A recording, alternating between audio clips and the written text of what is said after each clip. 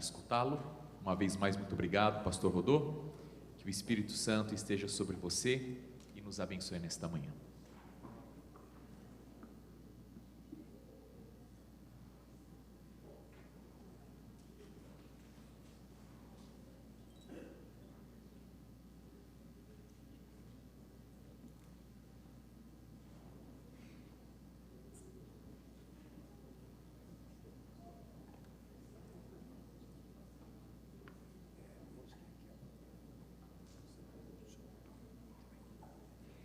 Muito bem, queridos irmãos, amigos, quero agradecer ao pastor Marco pelo convite.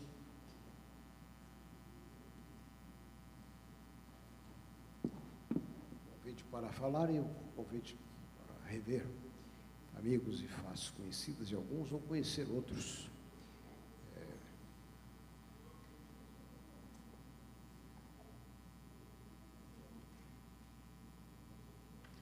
Quero cumprimentar também os irmãos pela aquisição desse novo templo, a oportunidade de estar num lugar que vocês podem dizer é nosso.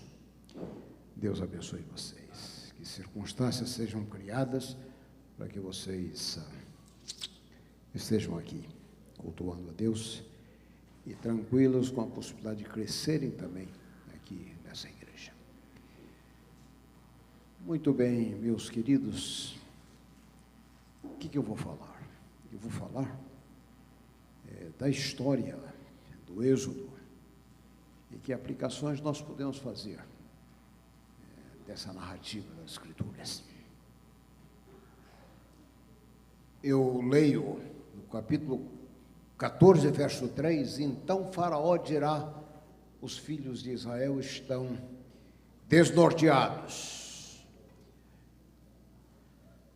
na terra do deserto, e a terra do deserto os encerrou. Queria lembrar a você, nessa manhã, que a história do povo de Israel é uma cartilha no estilo ABCD. Mas Israel não tem o monopólio dessa narrativa. Assim é com você, assim é conosco. Apostasia.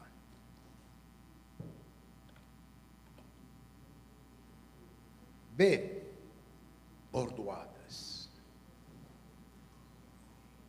C, conversão. E D, despertamento. Para então renovar o mesmo ciclo através da nossa história. ABCD. Apostasia, bordoadas, e elas não faltam, e elas vêm de muitas formas.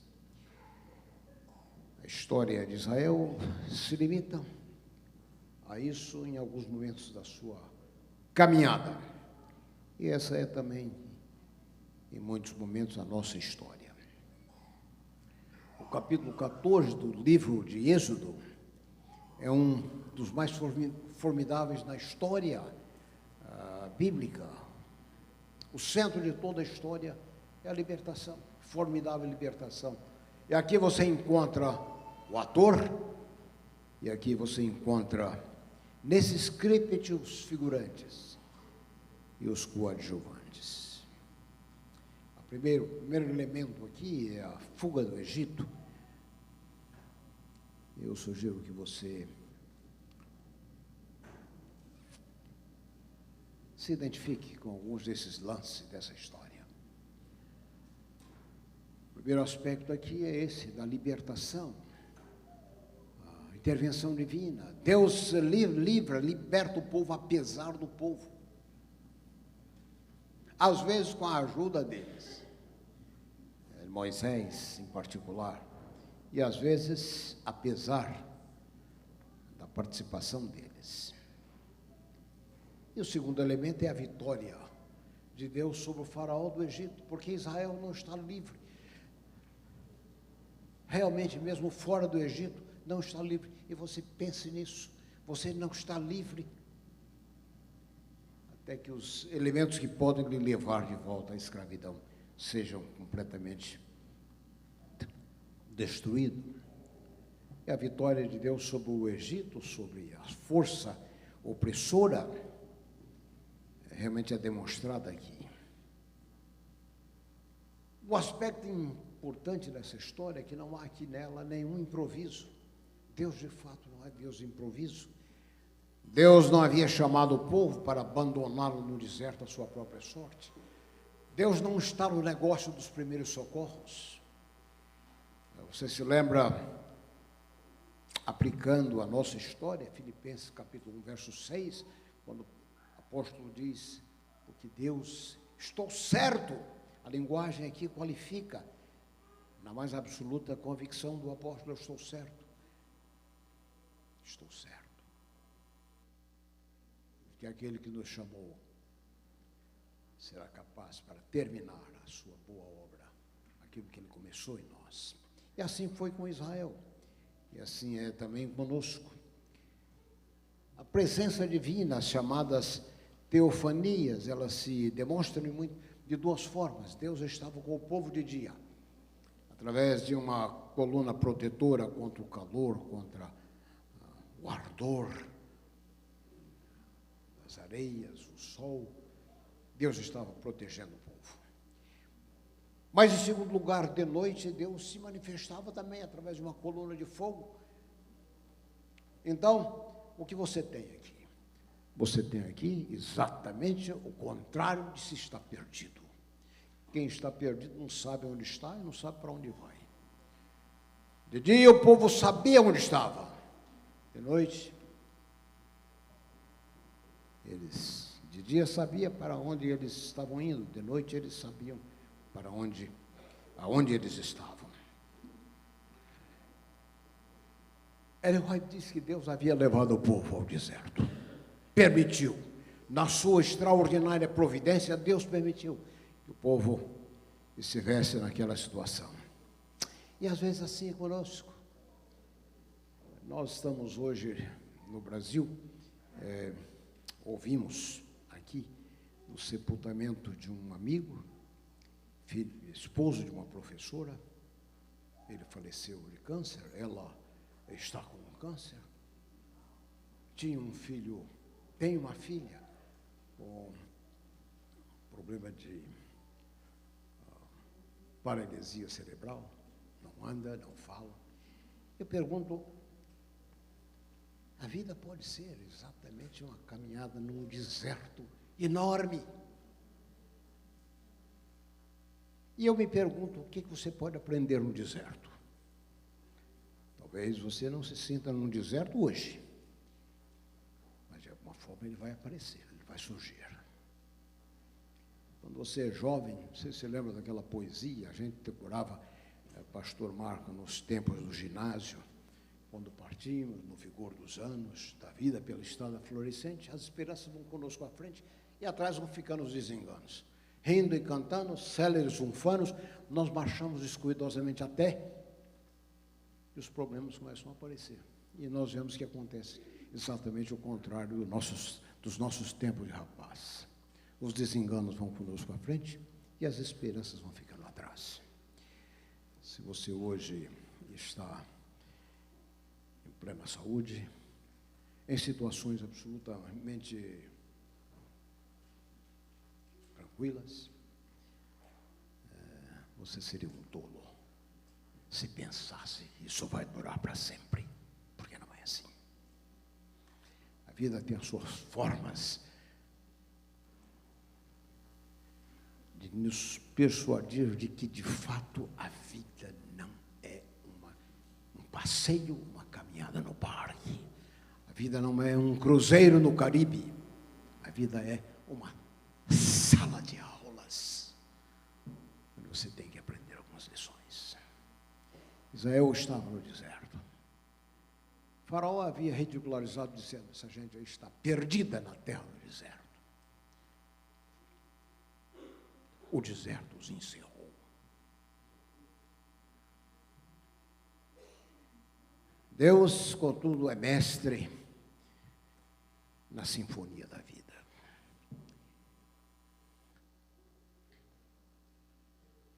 Deus não é tomado de surpresa. problema é que Faraó também não conhecia o Deus de Israel. Não sabia que Deus é o Deus das portas fechadas, especialista em portas fechadas. Talvez você esteja vivendo aqui nessa circunstância. Eu vivi por aqui muitos anos, muitos anos. Andamos lá pela Andrews quase 8 anos. Vivemos aqui em Washington, ajudando. Fui pastor numa igreja, da primeira igreja, BR1, naquela época, o nome carinhoso.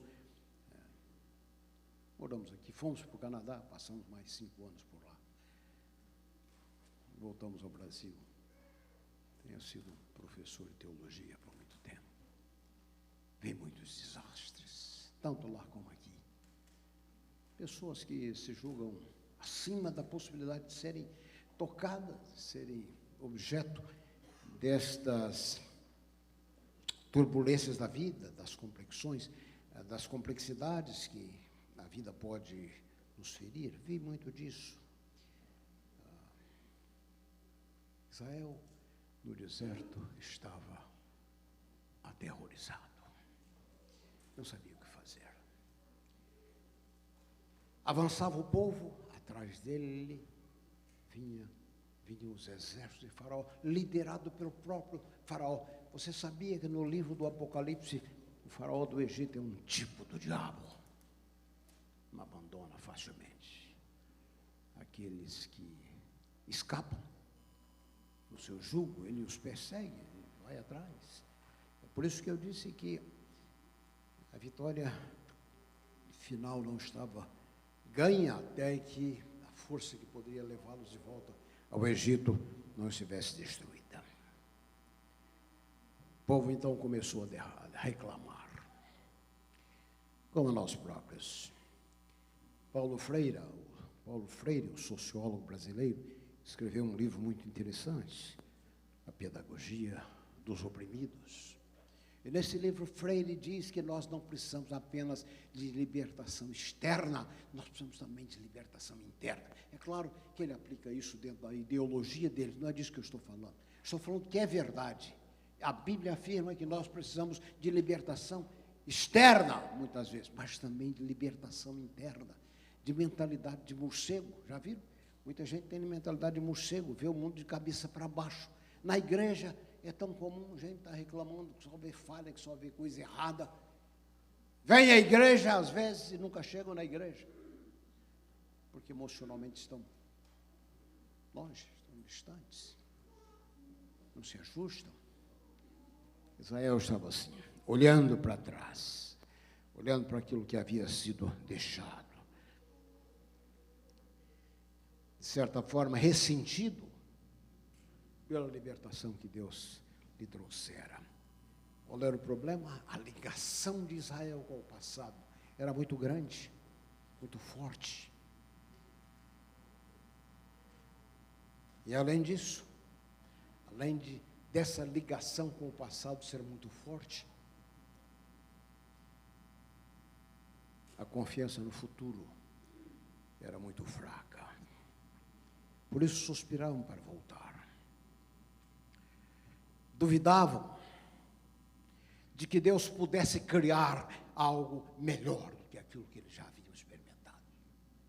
Isso é como a mulher de Ló, a senhora Ló. Duvidavam que Deus pudesse criar algo melhor do que aquilo que eles haviam experimentado. No caso da mulher de Ló, lá em Sodoma e Gomorra, no caso dos israelitas, lá no Egito. Julgavam que nada no futuro fosse melhor do que aquilo que eles haviam abandonado.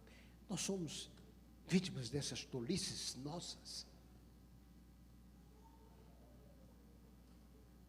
Um grande e um grave perigo na vida espiritual é estar cavando sepulturas. Nós, às vezes, somos especialistas em desenterrar cadáveres, fazer exumações, vivendo no passado.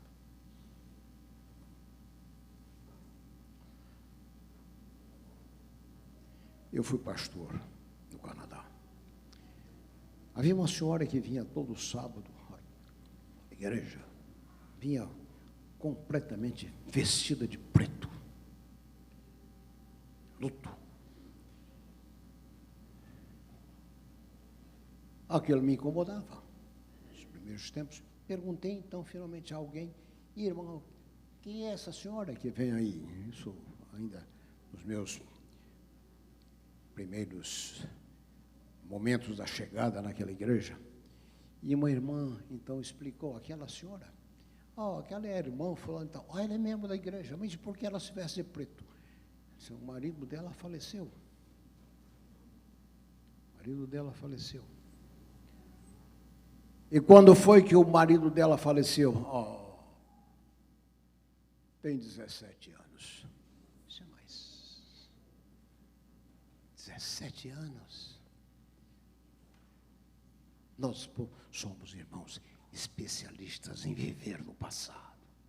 O passado pode representar experiências positivas, e você pode ser também escravo das experiências positivas da vida, aquilo que foi.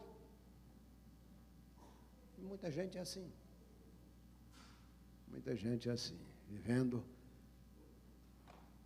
dos elementos áureos, daquilo que passou, daquilo que used to be. Mas há também, por outro lado, o passado negativo. E as pessoas podem ser também escravas do passado negativo, de falhas, de faltas, de situações de compromisso, de pecados. Alguém me telefonou do Brasil nessa semana. Um amigo dele e amigo meu, amigo comum, me perguntou se eu poderia atendê-lo, conversar com ele. Eu falei, claro. Dei o meu nome era. E ele me telefonou. No dia marcado, na hora marcada, ele ligou. Situação complexa, complicadíssima. Eu disse, irmão, eu não tenho remédio doce para você. Porque os remédios, às vezes, de Deus, eles não são doces. As ordens divinas, elas têm algumas características. Em primeiro lugar, elas são claras. Você não precisa ter nenhum PhD para entender o que Deus está dizendo. É preto no branco. Você, portanto, não precisa ter dúvida. Um outro fator é que as ordens divinas, elas são protetivas, é para proteger você. Nós, que na nossa tolice, julgamos que nós estamos fazendo um favor a Deus quando a gente está vivendo dessa ou daquela forma. E em terceiro lugar, as ordens divinas, elas são imutáveis. Se alguém tem que mudar nessa história, é você. E eu disse para aquele cavaleiro lá, amigo, você está realmente sério a respeito da sua religião? Porque às vezes nós estamos conversando, é como mais ou menos vir à igreja. A gente vem à igreja, ouve um sermão e tal. Ouvimos outro sermão, e 10 sermões, e 100 sermões. E nada acontece, nenhuma mudança acontece. Disse para ele, olha, você está realmente sendo sério a respeito da sua religião? A vontade de Deus é essa aqui. O que você está fazendo, que está errado, tem que ser abandonado. Isso se chama integridade espiritual. A gente fala muito de reavivamento. Não é isso, pastor? Falamos muito de reavivamento. Eu tenho a chave para o reavivamento. Sabe qual é? Integridade espiritual. Integridade espiritual. É viver aquilo que eu sei que é a vontade de Deus. Essa é a única forma. É estar no lugar onde Deus pode me abençoar. E eu disse para ele, você quer realmente acertar esse negócio todo, essa embrulhada na qual você se meteu? Passa a viver a vontade de Deus. Não importa as circunstâncias. Faça um pacto com Deus. Senhor, aqui está teu servo. Eu não sei tudo. Não tenho forças para muita coisa, para a maioria delas ou para tudo. Mas eu estou disposto a fazer a tua vontade.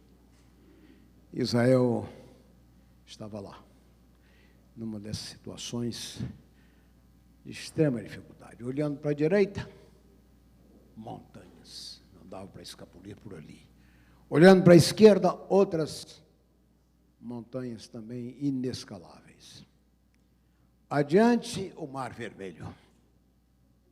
Atrás, o exército inimigo que se aproximava. Qual era a saída? Bom, Israel, ou os filhos de Israel, não viam nenhuma saída. Você está diante do Mar Vermelho? Alguém se identifica com uma situação dessa? Em que você não vê solução? Esse era o quadro. Precisava Israel de libertação externa, Deus havia provido, mas havia uma outra necessidade, libertação interna. Nós também precisamos disso.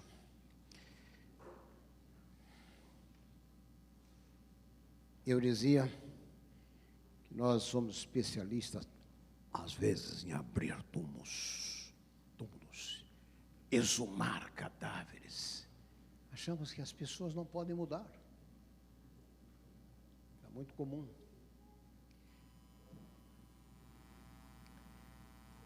Seja o seu passado positivo ou negativo, você pode, com a graça divina, avançar. O apóstolo Paulo diz, esquecendo das coisas que para trás ficam, eu prossigo para aquelas que estão adiante de mim. O faraó estava perseguindo Israel, numa demonstração plena de poder. Qual era o que se passava na cabeça dele? Ele pensava que quanto mais forte, quanto mais a exibição do poder fosse feita, mais fácil seria a rendição dos antigos escravos. O povo apelou para o passado. Perdidos no deserto. Mas a verdade é que o último capítulo não havia sido escrito. Deus é especialista em portas fechadas. Você está enfrentando alguma porta fechada? Fui pastor lá em Newark, New Jersey. E ali tínhamos aquela bela igreja, também uma igreja própria, comprada com a decisão de terem o seu lugar. Mas ali colocaram na cabeça de alguns irmãos lá que se eles fossem ilegais, que maluquice, eles tinham que largar tudo aí, voltar para o Brasil, esqueceram que a experiência que passaram aqui. Se esqueceram de que Deus é capaz de abrir portas.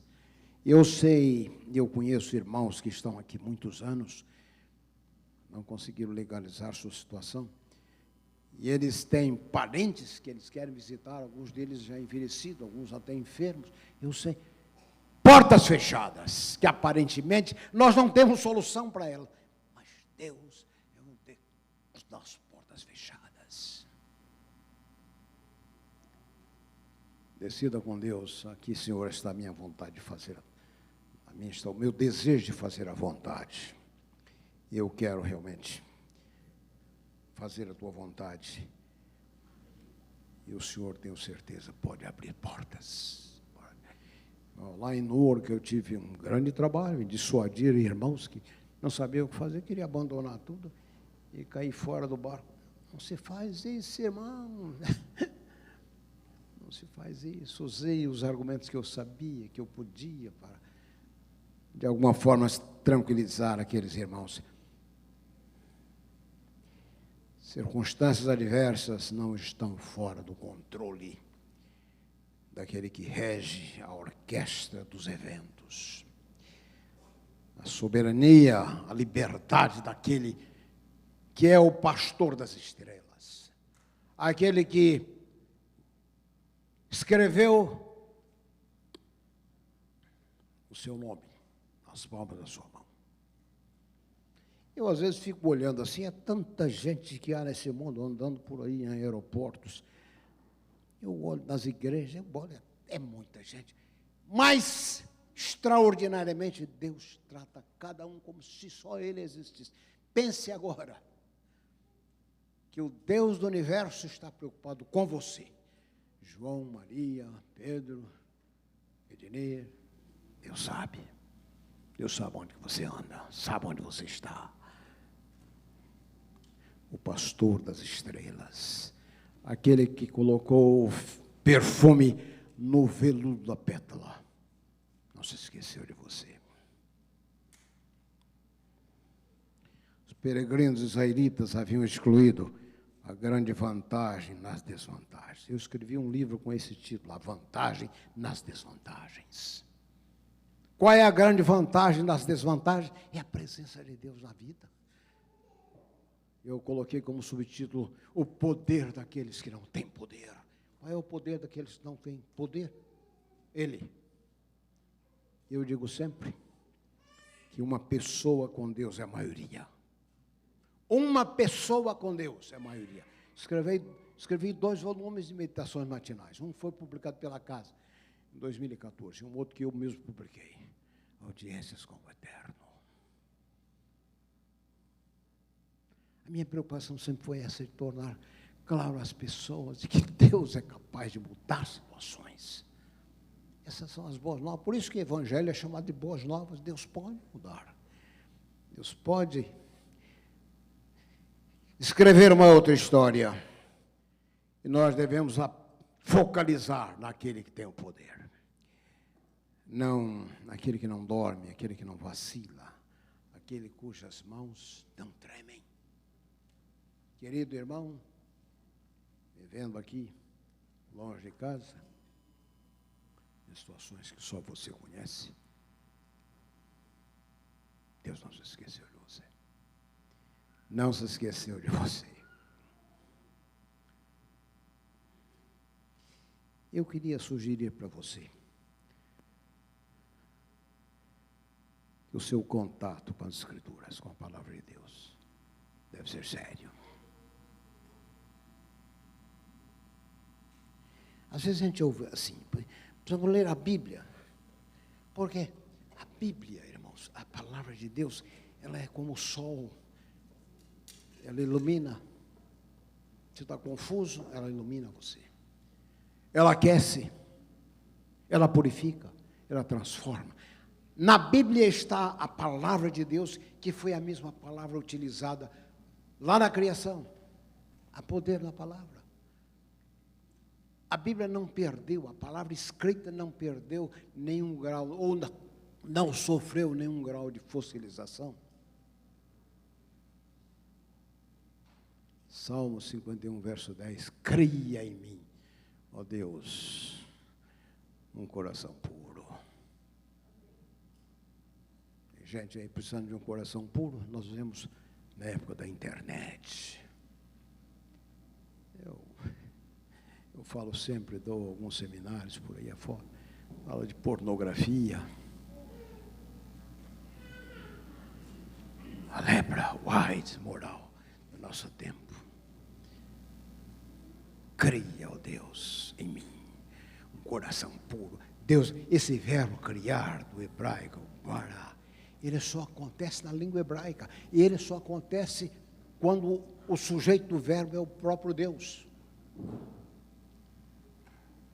Deus pode mudar, Deus pode. Esse é um contato com uma palavra que pode nos transformar. Eu tenho que aprender a ler, a estudar as Escrituras e aplicá-la na minha vida.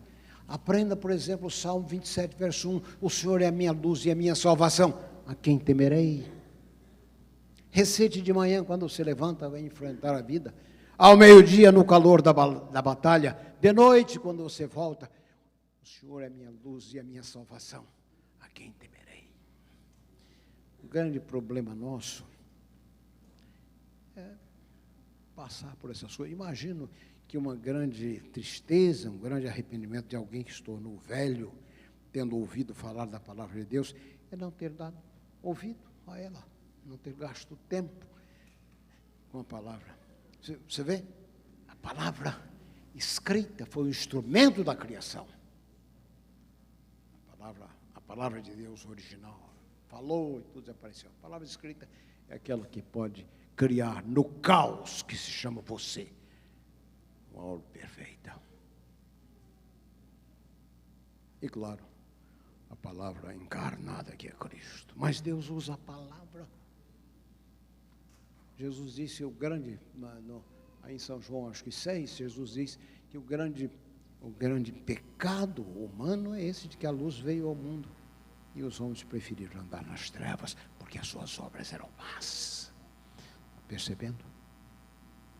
Preferência pelas trevas porque as obras são más. Blaise Pascal, matemático, físico, químico, ele se converteu a Cristo. Ele escreveu um pequeno livro chamado Os Pensamentos de Blaise Pascal. E ele diz nesse livro uma coisa que eu constato ser verdade. Ele diz, não é a incredulidade que nos leva à desobediência. Ao contrário, é a desobediência que nos leva à incredulidade. Quando você não quer mudar, quando você não quer aceitar a vontade de Deus para você, então você começa a reinventar. Não, isso aqui é obra de bilhões de anos do passado. E aí, as universidades, algumas delas que talvez sejam frequentadas por vocês, é isso que elas estão dizendo. A desobediência gera a incredulidade. Não é o contrário, não é a incredulidade que gera a desobediência. A desobediência é quando nós não queremos ouvir o que Deus tem a dizer, que a gente está satisfeito aí onde você está. E Jesus disse, a condenação é essa, que a luz veio ao mundo, e os homens preferiram as trevas. Eu queria lembrar de 5 frases que são ditas aqui ao povo de Israel, nessa circunstância. Eu intercalei outros elementos da nossa história, para que a gente possa fazer sentido, porque esse é o propósito da Bíblia. O propósito do Evangelho é alcançar você aí. E não falar de situações de 4.000 anos atrás. 5 frases que aparecem aí no livro de Êxodo. 5 frases. Aparece aqui no capítulo 14, 13 a 16, anote aí, leia em casa depois. 5 frases que são os comandos divinos e que nós podemos incorporar à nossa história. A primeira delas é: não temas. Não temas. Nós somos criaturas de medos. O medo nos paralisa. Você ouviu falar de Martin Luther King? O homem que lutou pelos direitos humanos aqui, dos negros americanos. Ele cunhou uma frase: a paralisia da análise. A paralisia da análise. Muitas vezes você analisa situações e você fica paralisado porque você não tem como responder, não vê saída. A paralisia da análise. Deus começa com essa expressão, com essa frase aí: não temas, não temas, não temas. Aqueles que gostam de estatística, eles dizem que há nas Escrituras 366 ocorrências, não temas. Isso quer dizer, se isso aí é verdade, eu imagino que seja, uma para cada dia do ano e mais uma para o ano bissexto. Deus diz a você: não temas. Mesmo que a sua análise da circunstância seja, de fato, paralisadora, nossas análises, na maioria das vezes, nos paralisam. Deus, meu querido irmão, Deus tem 1000 formas. Eu pergunto: o que te amedronta hoje? O que amedronta você hoje? Deus está dizendo para você: não temas. Ele tem a solução mais tarde. Nós veremos aí o caminho que Deus abre, a chave que Deus usa para abrir aquela situação ali. Mas eu pergunto: e você? É amedrontado por quê? Por uma enfermidade, a perda de uma afeição, um prognóstico desfavorável, problema na família?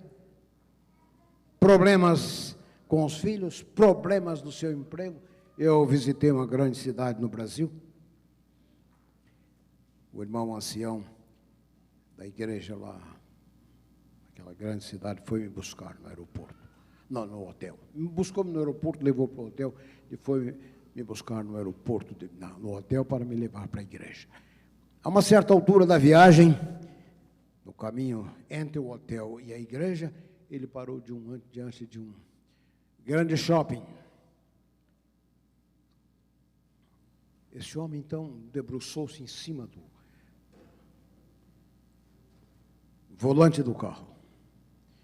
Ele começou a chorar em soluços.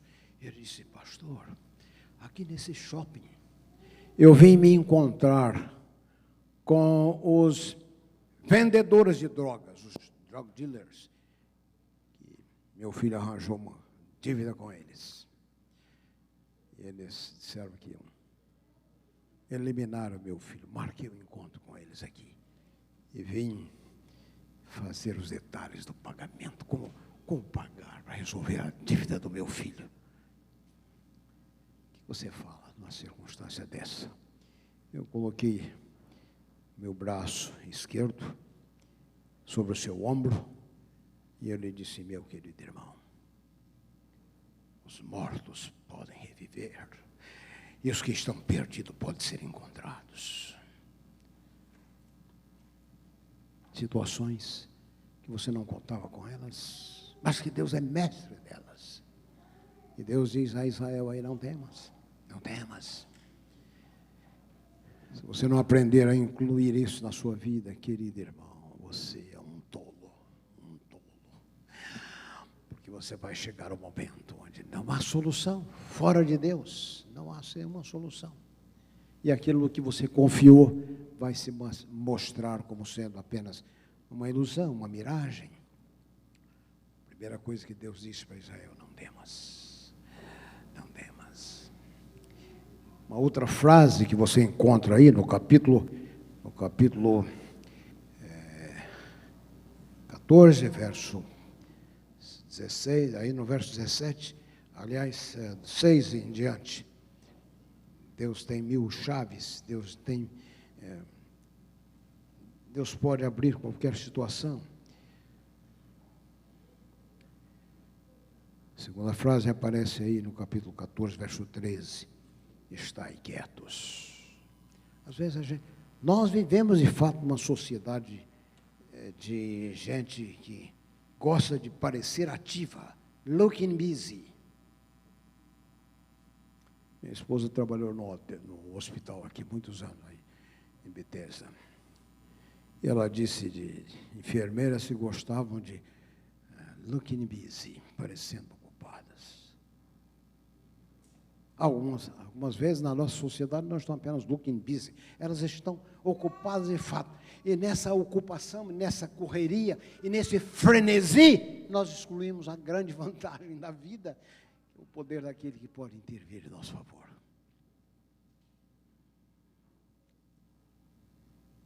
Looking busy, nós fomos a um shopping lá no Brasil, lá em Campinas. E havia uma menina lá que não parava. Nos serviu alguma coisa lá, não sei, não me lembro o quê, mas ela não parava. Eu falei: garota, por que você não se assenta e vai descansar? Ela disse: não posso. Parte do treinamento desses vendedores nos shoppings é que eles não podem sentar, não podem descansar. Eles têm que estar looking busy, porque isso parece ou dá a entender que os negócios estão indo bem. Você já observou? Que ninguém que está nessas lojas de shopping, eles não se assentam nunca, eles estão ativos. Deus diz aqui para Israel: pare, estai quietos. Um general qualquer, que diria ao seu exército? Olha, apelaria para o moral do exército, diria para as suas tropas empunharem as armas, agitarem uma bandeira. Deus disse: para.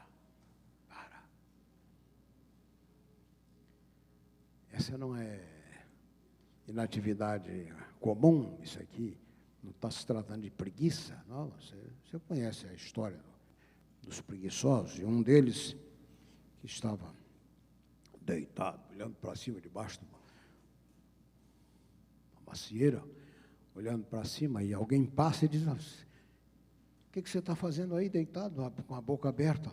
Eu estou esperando que uma maçã caia na minha boca. Há muita gente que vive assim.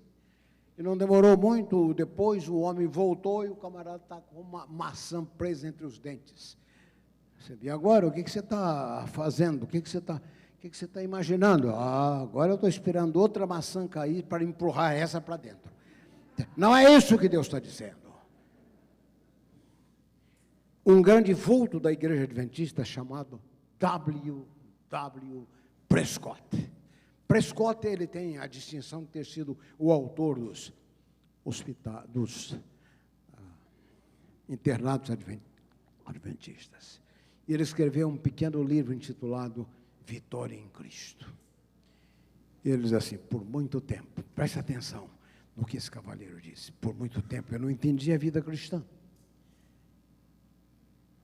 Eu vivia tentando fazer o que eu não posso fazer, o que Deus prometeu fazer por mim, e enquanto eu vivia tentando fazer o que eu não posso fazer, aquilo que Deus prometeu fazer por mim, Ele não estava fazendo o que eu posso fazer. Existe uma diferença entre aquilo que você pode fazer e aquilo que você não pode fazer, e que Deus prometeu fazer por você. Aprenda a fazer essa diferença. Faça o que você tem que fazer. Então, Prescott dizia aí, por outro lado, eu não estava fazendo aquilo que eu posso fazer, aquilo que Deus espera que eu faça. Aquilo que Ele não prometeu fazer por mim. Viva assim, querido. Terceira frase.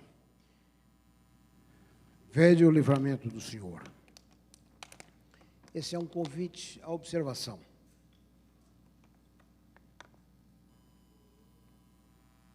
Nesse livramento, a participação humana, naquelas situações em que do que eu não posso fazer, Deus prometeu fazer por mim, e Deus não espera que eu faça, nós temos que lembrar das coisas e das situações que Deus já agiu por você. Pense no passado. Deus agiu por você alguma vez? Deus lhe proveu algum grande livramento? Olha, eu posso pontuar na minha vida grandes situações. Várias situações em que eu senti a presença e a direção divina. Coloque sua mente nessas coisas e espere coisas maiores de Deus. Ele quer que nós aprendamos a confiar nele, que é o Alfa e o Ômega. Eu disse antes, o pastor das estrelas, aquele que se tornou responsável pela nossa salvação. Nessas circunstâncias em que ele diz para você ficar quieto, você pode sentir um toque no seu ombro e uma voz que lhe diz: fique calmo, estou levando você para casa. Estou levando você para casa. É assim que Deus age, como o pai de uma criança pequena. Em quarto lugar, a quarta frase, o Senhor pelejará por vós. Êxodo 3:18, sugere que Israel havia trazido do Egito muitas armas, mas elas não deveriam ser usadas, porque elas eram agora inadequadas. Essa batalha é de Deus. Há ocasiões na vida quando Deus vai dizer a você: João, Maria, Pedro, pare de se remexer. Essa batalha é minha. Essa batalha é minha. Ele não vai desapontar você. Finalmente, a última frase que aparece aí no capítulo 14, nesses textos que eu utilizei no início. Diga aos filhos de Israel que marchem. Aqui está a parte humana, a coisa que você pode fazer. Lembra de Prescott? A coisa que eu posso fazer. Deus não prometeu fazer por mim e Ele espera que eu faça. O momento era avançar. E qual é a solução que Deus abre? Eu estou Estou quase terminando. Deus perguntara a Moisés antes: Moisés, o que você tem nas mãos aí? Moisés disse: eu tenho nas mãos um cajado de pastor. Símbolo do seu fracasso, 40 anos no deserto, sem produzir nada. Deus então diz agora: Moisés, um cajado, exatamente o que eu preciso. E nessa circunstância, Deus disse que com o cajado, e o cajado pode ser o dom simples que você tenha, mas nas mãos de Deus, um cajado simples se torna um cetro real. Toca as águas. E o que aconteceu? As águas se abriram. Muito simples, hein? Por que ninguém pensou nisso antes? Abrir um caminho no coração do mar. Por que ninguém pensou nisso? Isso é supranatural. Ninguém imaginaria uma coisa dessa. Isso é o que Deus pode fazer. Abrir o caminho no coração do mar. Ter vindo dessa forma. Lembrando o capítulo 14, verso 19. Alguém aqui está experimentando uma situação que precisa de um milagre? Alguém precisa de um milagre aqui hoje? Ninguém? Vem cá, irmão. Não vou pedir que você conte o que seja, não. Quero apenas que você fique aqui do meu lado. No capítulo 14, verso 19, é dito que Deus, que estava na frente, mudou-se para trás. E a nuvem de proteção que estava na frente foi lá para trás. Eu, por muitas vezes, me perguntei, mas a Bíblia descreve Deus como um líder. E aqui Deus vai para trás. Por quê? Porque Deus está aonde estão os nossos problemas. O problema de Israel estava onde? Lá atrás, o faraó que estava avançando. Onde é que está o seu problema? No lar. Precisamos regularizar sua situação aqui nesse país. Falta de dinheiro, falta de emprego, um filho, uma filha. Deus promete estar com você, aonde o seu problema está.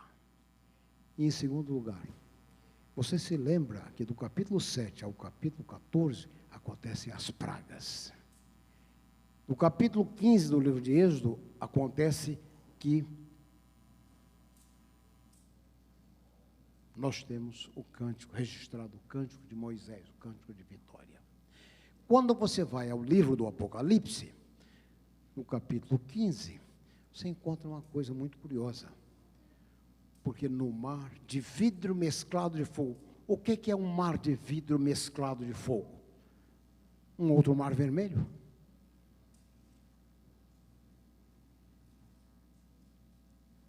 No Apocalipse, o cântico de Moisés é entoado depois das pragas. Aliás, antes das pragas, no capítulo 15, as pragas aparecem no capítulo 16. No livro de Êxodo, o cântico vem depois da vitória sobre as pragas. O que Deus está dizendo com isso para nós? Cantar antes dos desafios, das pragas que viriam. O cântico de Moisés é cantado no capítulo 15, as pragas vêm no capítulo 16. Deus está dizendo, a vitória é tão certa, que você pode começar a cantar hoje mesmo. Eu perguntei, alguém enfrentando algum problema, precisando de algum milagre, vou fazer a pergunta de outra forma. Alguém aí comendo o pão que o diabo amassou? Alguém comendo o pão que o diabo amassou? Isso é um dito popular lá do Brasil, muito conhecido. Estou comendo o pão que o diabo amassou. Quero fazer uma sugestão para você. experimente o pão que amassou o diabo. A vitória já é sua, querido. Obrigado, querida. Obrigado. Quero dizer uma outra coisa para você e para vocês todos. Já ouviram falar da Trindade?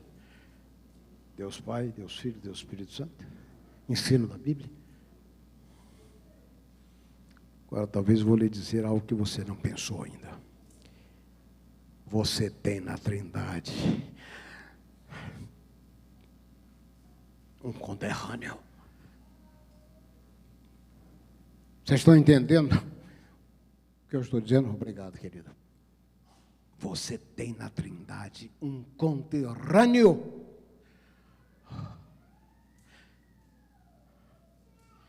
Quando eu apelo a Deus, é por isso que Jesus disse que nós podemos apelar em nome dele. Cristo disse isso. Nosso conterrâneo. O livro de Hebreus diz que ele tem um irmão. Temos um irmão que não se envergonha de nós. Talvez você mesmo tenha vergonha de você, dos seus atos. Ele não se envergonha de você. Confie no seu conterrâneo, na Trindade. Apele a ele. Busque solução. Passe a viver a vontade de Deus que você conhece. Ele vai te revelar outras coisas. Eu vou convidar, pastor, temos um hino especial para ser entoado. O pastor Marcos se lembrou de que quando eu pregava, naquele tempo ele estava lá, eu convidava sempre o Marticum para cantar esse hino no final dos meus sermões. E bondosamente ele conseguiu, o querido cantor do Arautos. É você? É ele que vai cantar. Muito bem. Mas são amigos, não são? Não são conterrâneos, mas são amigos. Muito bem.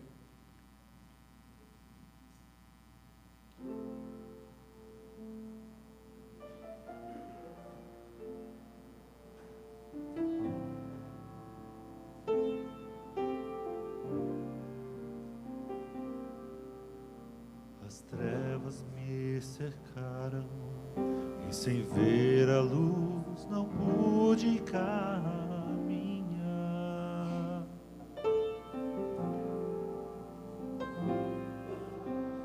E em meu desespero a dura solidão me fez chorar.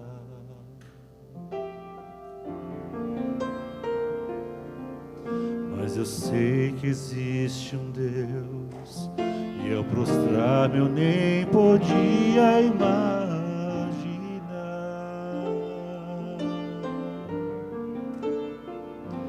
Que seu amor me envolveria, mesmo antes de eu poder me levantar. Sem te brilhar a luz que aquece o mundo, como se o sol quisesse em mim morar. Foi bom sentir meu coração mudando.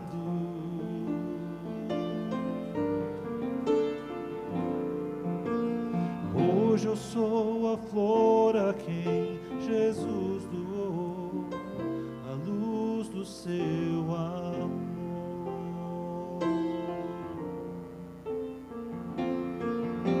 Se a vida é solidão e em meio à multidão você está só,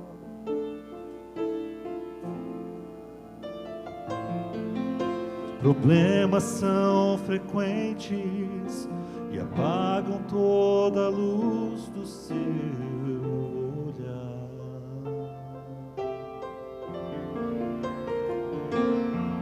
Se você já desistiu de tentar buscar a paz e a salvação,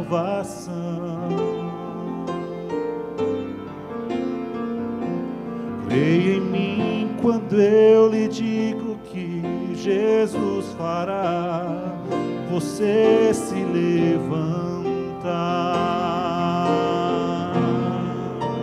senta a brilhar, e a luz que aquece o mundo. Deixe que o sol renove o seu olhar.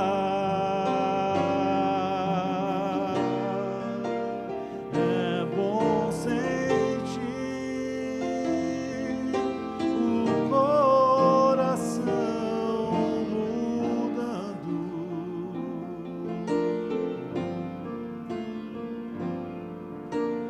Venha ser a flor a quem Jesus doou, a luz do seu amor. Sinta brilhar a luz que aquece o mundo, como se o sol viesse em mim morar. É bom sentir o coração mudando.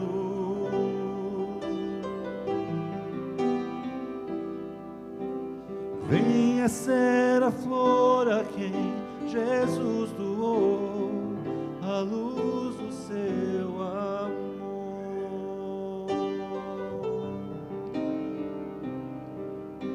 Você vai ser a flor a quem Jesus doou, a luz do seu amor. Muito bem. Você pode se levantar para a oração final? 3 ideias que eu gostaria que você levasse. Primeiro, uma pessoa com Deus é maioria. Uma pessoa com Deus é maioria.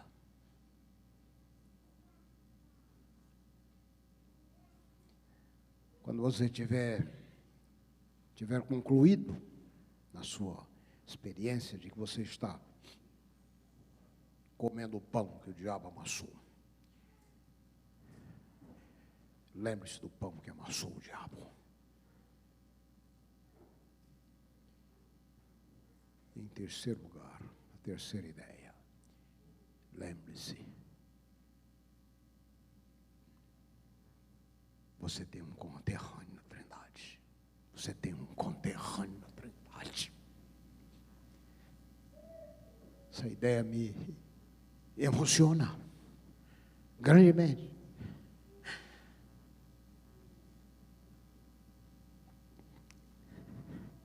Estou falando de um conterrâneo na Trindade. No poder que governa esse planeta, esse universo. Você tem um conterrâneo lá. Deus te abençoe. Deus de graça, poder. Deus de misericórdia, Deus altíssimo. Aquele que tem mãos que não tremem. Aqui está esse grupo de irmãos aqui. Alguns enfrentando problemas aqui. Eles vêm, ousam mencioná-los. Senhor Deus, seja a luz, seja o sol que ilumina, aquece, purifica e transforma. Guarda esses queridos irmãos. Saindo da igreja, eles voltam para suas velhas lutas, mas que eles não sejam mais os mesmos. E diante do mar vermelho, do mar dos problemas, das dificuldades, que podem se multiplicar de muitas formas e se apresentar de muitas maneiras, que eles se lembrem que Deus tem o poder de abrir caminho no coração do mar. Abençoe essa igreja, abençoe o seu pastor, os seus oficiais. Permitam que eles tenham a visão para ver que do lado deles está aquele que é maior que todos. No nome de Jesus, amém. Amém. Amém.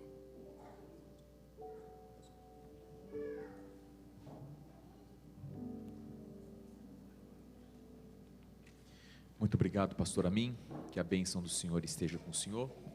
Lembrando que hoje às 6:30 da tarde, pontualmente, nós temos o nosso culto jovem, contamos com a presença de todos, que o Senhor os abençoe, um bom restante de sábado. Nós vamos cantar para a saída essa música Bênção, e para mim é um motivo especial, que oficialmente é a minha última bênção no culto de sábado pela manhã aqui. Então eu queria dizer muito obrigado a todos, que Deus abençoe essa igreja, é apenas um até breve, que Deus abençoe a todos vocês.